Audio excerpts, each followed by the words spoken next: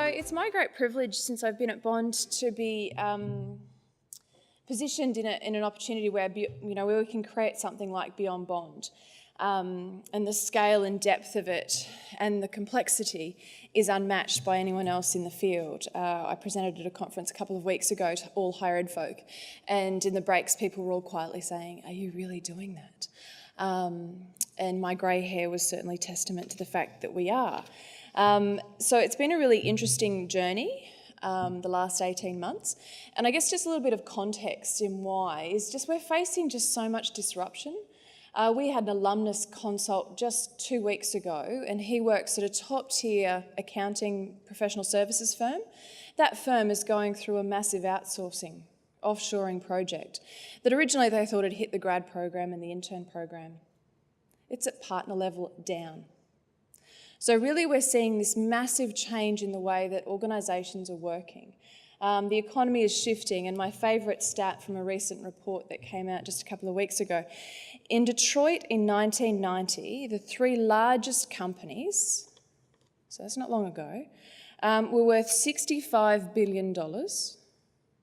Ironically, that's the amount that was kind of lost off this stock exchange just ever so recently. 1.2 million workers. The top three companies, the three largest companies in Silicon Valley in 2014, 1.09 trillion, creating employment for 137,000 workers. So this disruption is really, it's uncoupled economic growth and labour growth, employment growth. And it's really rethinking the way in which it's causing massive challenges back through the supply chain. So it's a real it's a wicked problem. There's no neat, easy solution for employability, and it's a really complicated equation. But certainly what we're seeing is that by focusing on employability, that you're seeing an alignment between the student experience and employability, and certainly trends in the UK and the US are showing that institutions that are really focusing on employability right the way throughout their degrees are really taking responsibility for, yes, the world is not looking like it used to, and this is the things in which you can do to enhance that and maximise opportunities. So Beyond Bond in a nutshell, I'm going to give you the quickest pitch on Beyond Bond ever. It is a learning and recognition framework for employability that starts in week 1, core 1. We teach in tutorials in core 1, core 2 and core 3, so it's fully embedded in core curriculum. We've created a framework that's made employability explicit, not implicit. Our good students have always known this stuff, but the vast majority of our students haven't ever come into our doors. They kind of walk by and, check themselves out as they went by, or maybe they might have needed a resume, or, I don't know, a friend's brother's aunt thought it might be a good idea. So it's compulsory. Every single undergraduate student from 14-2 has to complete it, or they can't graduate. No pressure. So we've created a framework that's broken into 4 areas. So one is work-based, and that's where the context is industry. The second area is where the context is curriculum, and that's really what I'm here to talk to you about today. The third is community, so all those broadening, extending, really interesting areas of growth. And what we saw last semester's engagement in submission, so we marked 1,247 reflections last semester across the CDC team. We saw a massive growth in community activity. Which is really heartening, rather than just the industry focus. So it's those broadening things as early as possible. And then careers. So we've gotten in on the act and we've incentivised everything around employability. So students need to complete a threshold of points in order to graduate. And so we've created a framework of incentive, and we'll see some trends in time as to how people work their way through that. But really it's a whole of degree, whole of student. It's really mirroring a lifelong, life-wide approach to career development. My philosophy is that education is a career development decision. I'm a career development practitioner, I'd kind of think that. And so I think the two combined are incredibly transformative. So as I said, we start week 1, core 1, and we're there at graduation. So in the coming ceremony, we'll have 10 students who will be walking across the stage with Beyond Bond. These were the early adopters. So they've really dived into it wholeheartedly, taking it to a total to date of 17.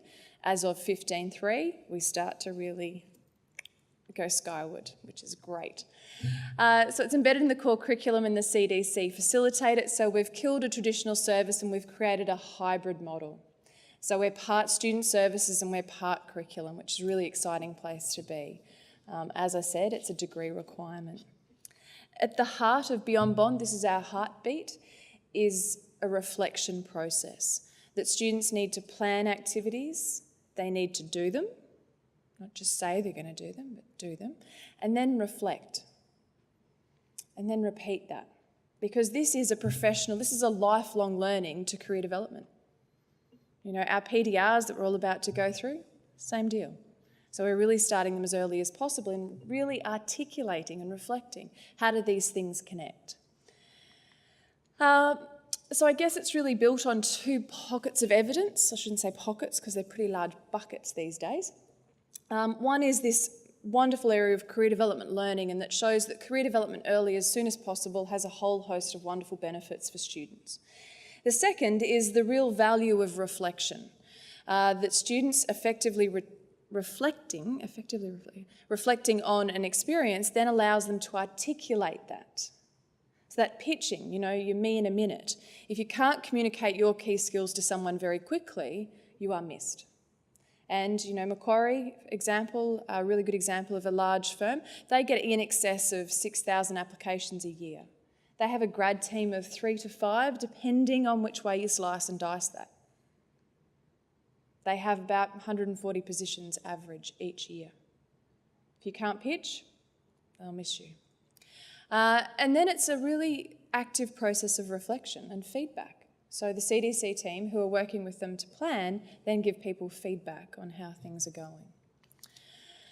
So work-related, and this is really what I wanted to talk to you about today, and I've given you some resources around Beyond Bond in the curriculum.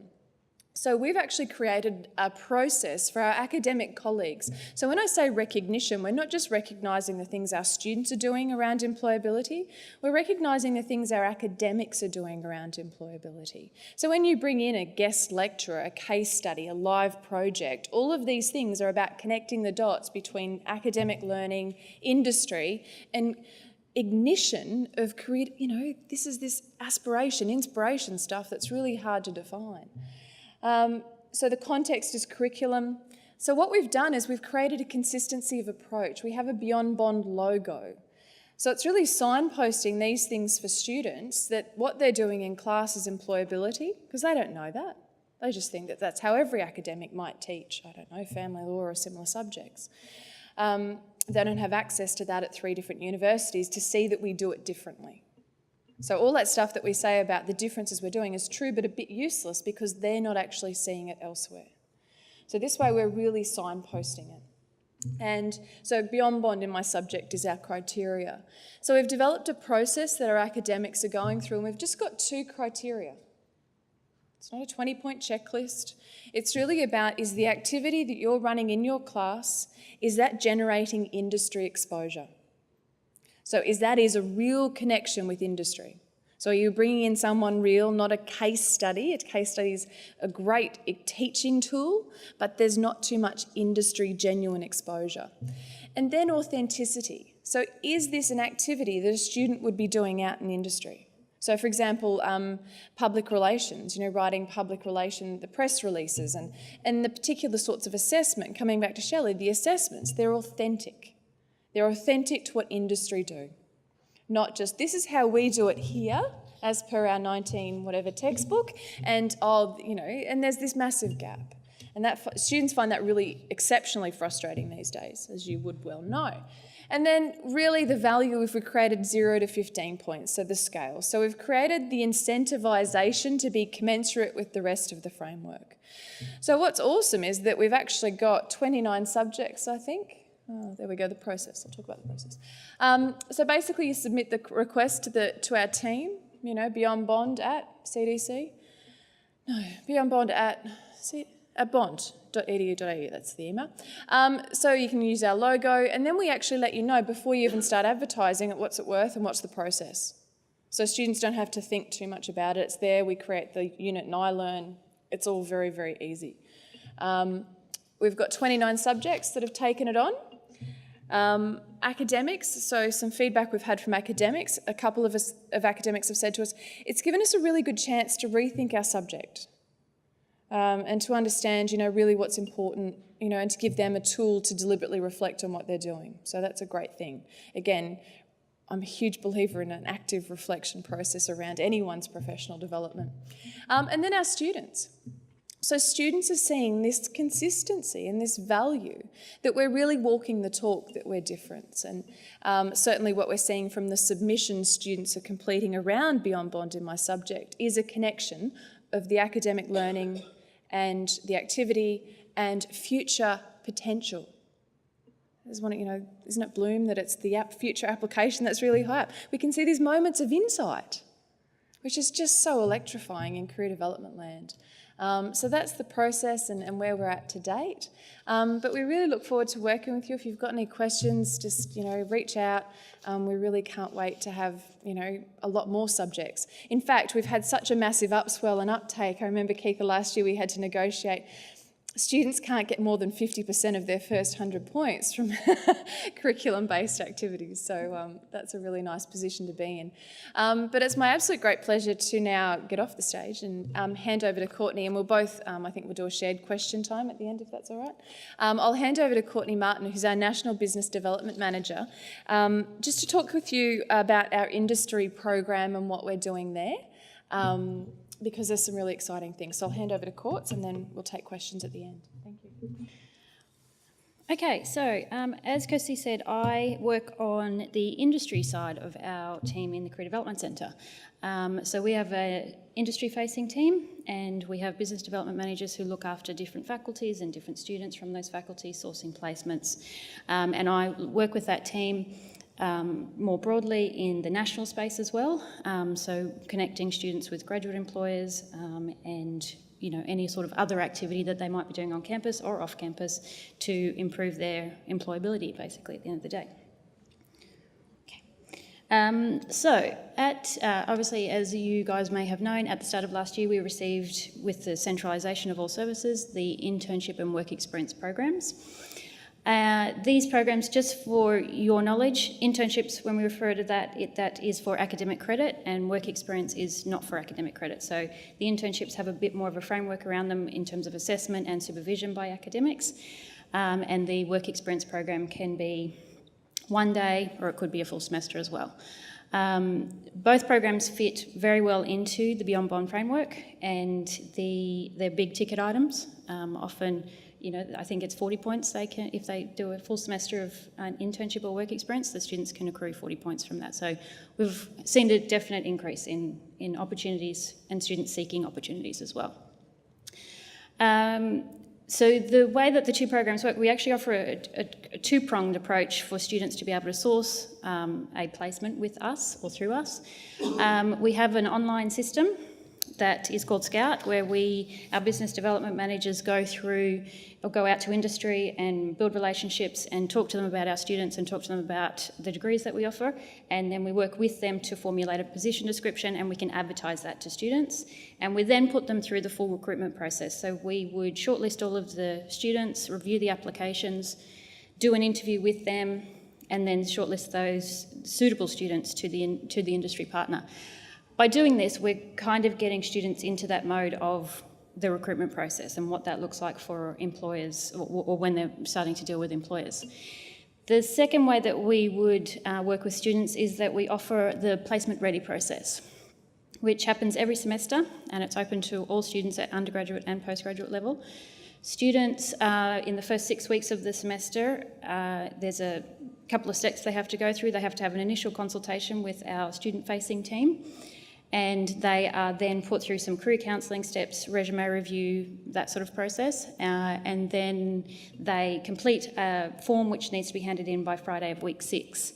Our business development team it's handed over to them, and they do an onboarding, a very quick onboarding meeting with that student, and the business development team reverse markets students out to employers. So it will be employers that we've worked with very regularly because they always come back looking for bond students, but it may be also new employers that we're working with as well. So throughout that process, we work with students, we communicate with them, we let them know the progress of their application, who it's going to, successful or not. We set up the interviews with them. We're constantly going back to them, getting them to, find out if they're interested in this employer or, this opportunity that we might be advertising. So it works both ways with, if we're advertising a position, we might be able to plug a student in from the placement ready process for that as well.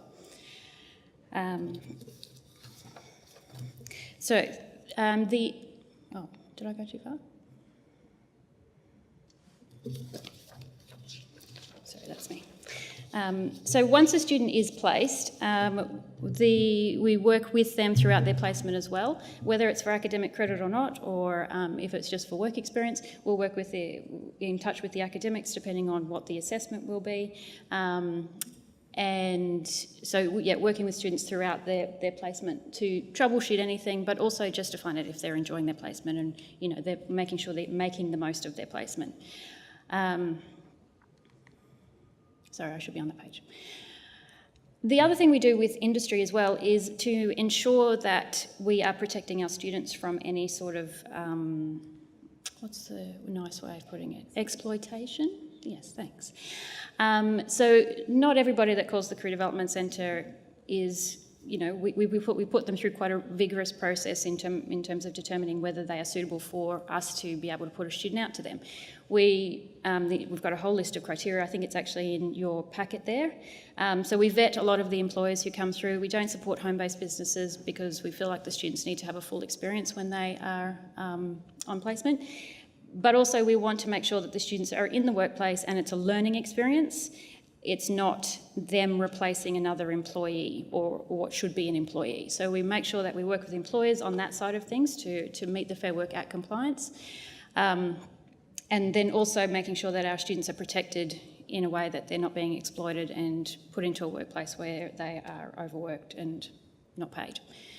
The other thing that we work with employers on is the insurance coverage. So we have a workplace health and safety checklist that we need to run through with them, and we do site visits as much as we can, and that's all run through the Career Development Centre as well. What we're seeing a little bit more of is student self-sourcing placement. So it was interesting on your diagram there, Shelley, that the external part, I think, is where students are really starting to source a lot of placements through their own networks, family. We have a lot of people coming in. My uncle works here, my cousin works here. He can get me some work experience. So that's actually a nice thing that we try to promote to students as well, is that we're here to support them, but we're not their only way to be able to build their networks that way. So that was really interesting to see. Now, as you may know, there's a lot of benefits to being placed in industry. It comes under one of the employability emphasis on employability that we always hear from employers, is that, yes, your degree is no longer enough. So that's, I think, what we're all talking about here today. And what that looks like is whatever's in the Beyond Bond framework as well, but also, making sure they have some industry experience. Employers tell us that they, again with the HDs, if they don't have any experience, that's often, the next person will, and that's a determining factor for moving forward in the process. So, yes, industry exposure, it builds on networks, it builds students' confidence. Absolutely, because I think, learning in here at Bond, being able to put the theory into practice, I think they come back and go, yeah, that actually is working. They build industry skills. The employers see it as a talent pipeline, particularly a lot of employers on the Gold Coast who don't have a human resources department who can filter all these types of applications. We work with a lot of employers who use this to bank a whole bunch of students that they might have met throughout the process, and then look at employing graduates at the end of the process. And as it is, as you know, there is the academic requirement for the internships that are for academic credit. So they differ across a few different areas and with assessment, but at the core of it is the experience and making sure that students are there gaining a learning experience and supervised by someone suitable in the mentorship type of capacity.